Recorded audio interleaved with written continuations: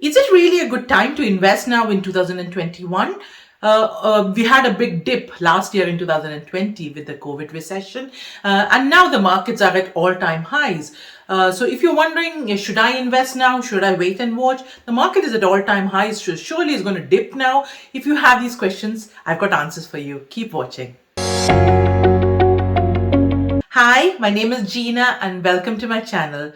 If you're new to my channel, I love talking about saving and investing money for people like me living in the UK. So if the COVID crisis has taught us anything, it's about the perfect timing on when to get in and when to get out of the market. Let's look at a chart from last year for the S&P 500 and you'll understand it better. For those of you who do not know, S&P 500 represents the 500 biggest companies in America. It's one of the biggest indexes, so it shows the market perfectly. So that's why I've used this chart to show you what the market was doing last year. So if you take a closer look at this chart, you'll notice that the market started dipping early in February, around the 6th of February. Around this time, yes, there was a lot of news about the coronavirus, but everyone was going about their normal lives, as we knew it before the coronavirus crisis. And the lowest point on this chart is around the middle of March.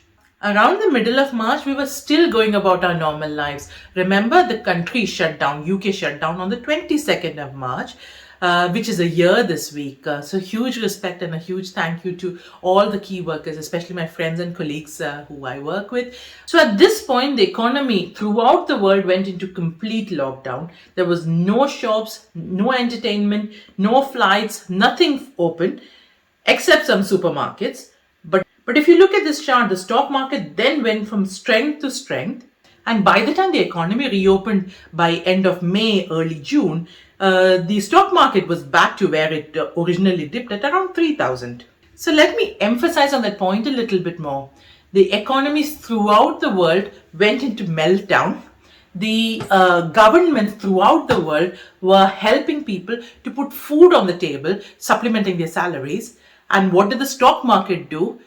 The stock market went from strength to strength. You would expect the stock market to collapse, but it did quite the reverse. So if the COVID crisis has taught us one thing, it is that market timing or trying to time in and out of the market never works. Still don't believe me? It is okay. I'll give you some more facts. And at the end, I'll give you some practical steps on what you can do instead. So let's look back at the S&P 500 chart. So usually the worst days of the stock market is followed immediately by the best days of the stock market. So if you were a genius and got the market timing absolutely perfect and managed to buy it at the lowest point of the stock market last year, around middle of March, one share of the S&P 500 would have costed you $2,300. And today that one share would have been around $4,000.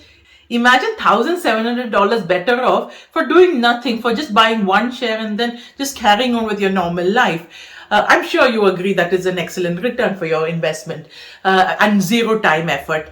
But it's during those times of volatility when the market is really dipped is when most people who try and time in and out of the market are very anxious to invest because they do not know if the market will continue going down or whether it's going up. You never know. It's a 50-50% chance.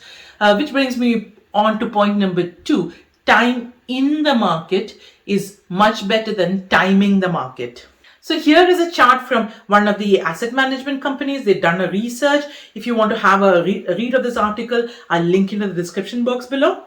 So this article was published back in 2019 and the research was done over a 20-year period. The initial amount invested was $10,000. So if you look here, if you're fully invested in the S&P 500, so just bought it on the 4th of January 1999 and then did nothing and carried on with your normal life, your returns would have been around 29,000. If you miss the best 10 days, so 10 days in 20 whole years, your return would have been reduced to 14,000 something. If you missed 20 days in 20 years, your return would have reduced to 9,000. So if you just miss 60 days, so that is just 2 months in whole 20 years, your $10,000 would be just over $2,000. And that is a minus 7% return. So your return could be over $29,000 for doing absolutely nothing, just investing the money once and then carrying on with your normal life, versus trying to get the timing perfectly right and dipping in and out of the market and possibly missing the best 60 days of the market, and your return is then reduced to £2,100. Like I already told you, the best days of the stock market are usually followed by the worst days of the stock market, and this is when most people are anxious to deposit their money in the stock market. So I can hear some of you saying, well, you just need to time the bottom of the market and then you'll be all right. But I'll show you another chart now. So the last recession, the COVID recession, the market started dropping around early February and the bottom of the market was around the middle of March. So that dip lasted around 45 days. I'll zoom further out and let's look at the 07-08 financial crash, which was the previous recession. And if you look from the peak of the market to the bottom of the market, it took about 18 to 19 months for the market to recover. I looked at the previous recession as well, the dot-com bubble of 2001, and that recession lasted about 9 to 12 months as well. So no one knows the bottom of the recession. It could be 45 days, it could be 2 years, or it could be any time in between. The longest recession has been 2 years. During the 08 financial crash, a lot of people lost a lot of money because they were worried as the market was dipping, but they thought they'll hold on, and they carried on dipping and they thought they'll hold on. And finally, 12 or 18 months in, when the market was at all-time low, they then withdrawn their money, and then the market started recovering. But they lost all their money because they withdrew their money at all-time low. The financial markets are often compared to a roller coaster. It goes up and down. You shouldn't get off at the top of a roller coaster. You know what will happen. Similarly, you shouldn't get off at the bottom of the financial dip. You lose a lot of money.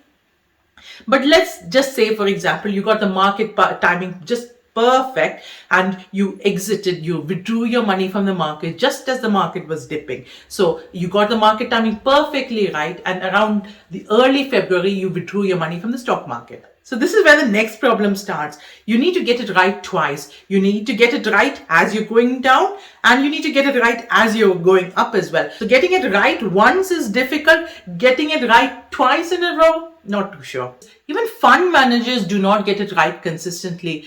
Research has shown that fund managers usually outperform the market only for 3 to 7 years, and then they go out of fashion. I'll put a link to this article if you want some bedtime reading in the description box below. So if a fund manager who's got a lot of qualifications in investment banking, who's got a team of people working under him or her, if they cannot get it right consistently for say more than 7 years, what are the chances I, as a normal person, get it right consistently for 20, 30 years of my investment life? I'm not sure. You tell me the answer. I can hear you saying that investing in one company, a good company, and hold on to it for the long term will be fine. You did think that, didn't you? Yes, maybe there's a little bit of debate that holding on to big companies, maybe like Amazon or Apple or Tesla, and holding on to it for the next 20, 30 years is maybe a bet. But the counter side of that argument is 20, 30 years ago, Debenhams, people holding on to the Debenhams stock would have thought that. People holding on to the Toys R Us stocks would have thought that. So let's come back to our original question. Is now a good time to invest in the stock market? Well, not really. The best time to invest in the stock market was 20, 25 years ago. The second best time to invest in the stock market is today. So just invest consistently. Push yourself to increase your contributions, maybe say every 6 months or every year. Try and automate the process so you do not get in the way of your investing and try and time in and out of the market. Set up a direct debit and let it work in the background for you. And diversify. Do not put all your eggs in one basket. If you're still watching this video up to now, I hope I've convinced you that time in the market is much more important than timing the market. If you've liked this video or if it's given you any food for thought, help me back by giving me the thumbs up like button, and share this with any friend who's thinking of investing. You may want to check out these other videos of investing before you go. Thank you and stay safe. Bye-bye.